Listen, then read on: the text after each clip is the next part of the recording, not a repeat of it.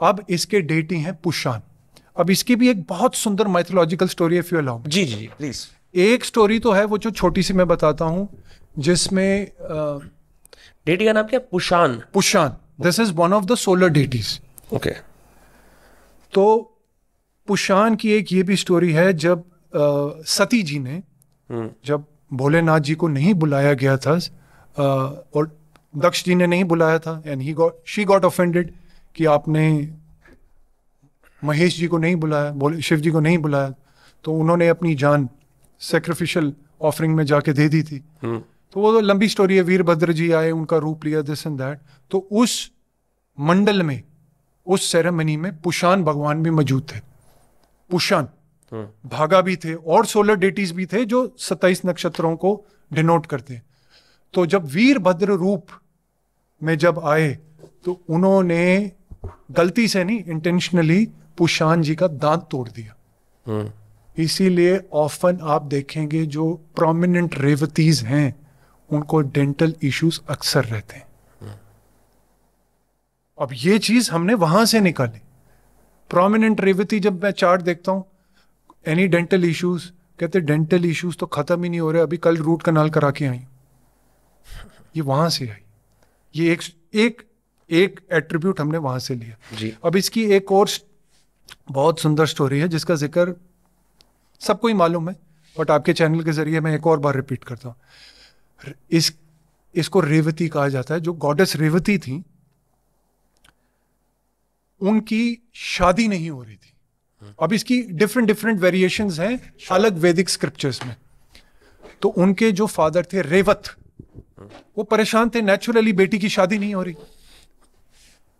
तो काफी प्रपोजल थे, शादी नहीं हो रही, दिक्कत आ रही है, दिस इज द कीवर्ड। वो ब्रह्मलोक जाते हैं।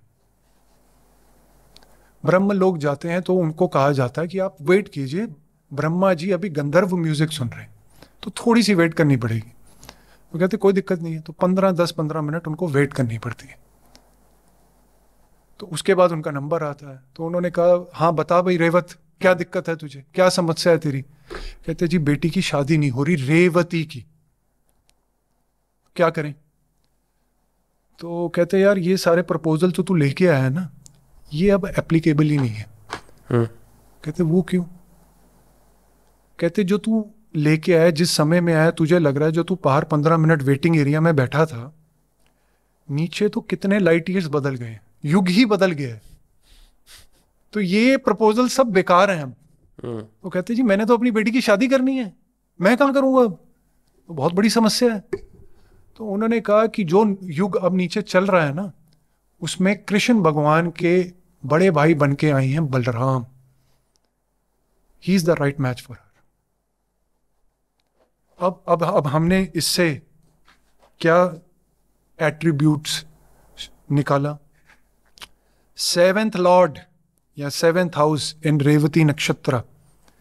अब जो बलराम जी थे, रेवती गॉडेस लंबी थी, बलराम जी छोटे थे। I have posted at least tens of posts on this where ladies 6 feet और 5 feet 10 inches, जो आदमी है वो 5'4" है। 7th लॉर्ड इन रेवती नक्षत्र, प्रोमिनेंट रेवती थीम वर्किंग। अब कई केसेस में जरूरी नहीं है कि हाइट का मसला है, विचारों का मसला भी आ सकता है, कास्ट का मसला भी आ सकता है। एक दिल्ली का है, दूसरी साउथ की है। प्रोमिनेंट थीम्स, ये यहां से हमने एट्रीब्यूट्स निकाले, यहां से हमने ट्रेट्स निकाले। इतनी बारीकी तक जाती है ज्योतिष। अब जो पुशान है, ये भी he is the lord of the animals. He is called the ferryman, जो डेड लोगों को नरक से यमलोक तक लेके जाते हैं। और ये नेचुरली पाइसेस रेवती में 12th हाउस में आता है, जो हॉस्पिटल को भी डोनेट करता है। तो ये वो लोग हैं जो एम्बुलेंस चलाते हैं, ये वो लोग हैं जो हॉस्पिटल में काम करते हैं, ये वो लोग हैं जो इमरजेंसी सिचुएशंस में काम करते हैं। इमरजेंसी सिचुएशंस में कैसे डील करना, these people are very good in that. Are they also hospice workers? Yes, big time. Again इसका एनिमल टोटम है हाथी. Hathi is known for nurturing abilities. कभी भी आप किसी भी एक हाथी की वीडियो देखोगे ना, वो हमेशा अपने बच्चे को प्रोटेक्ट करके चलता है. Correct. The caring quality comes from here. वो भरनी में भी है, भरनी में भी है, that is the mail elephant. But भरनी का हाथी अलग है.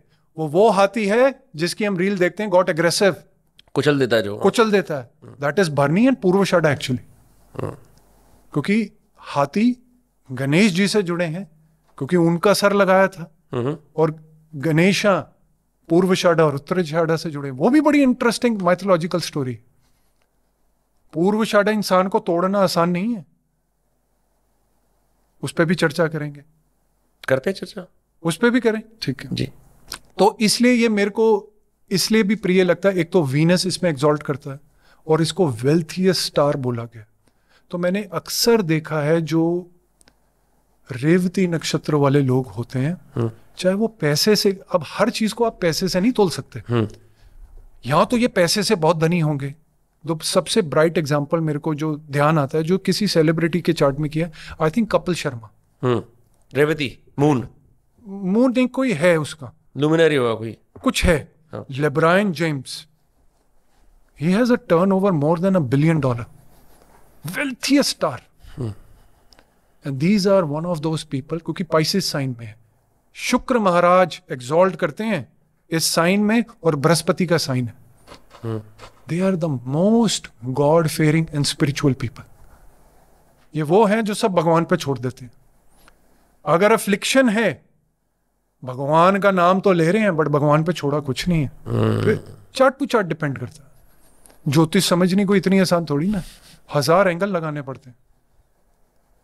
अब वो हर केस में फेरीमैन का काम नहीं करेंगे.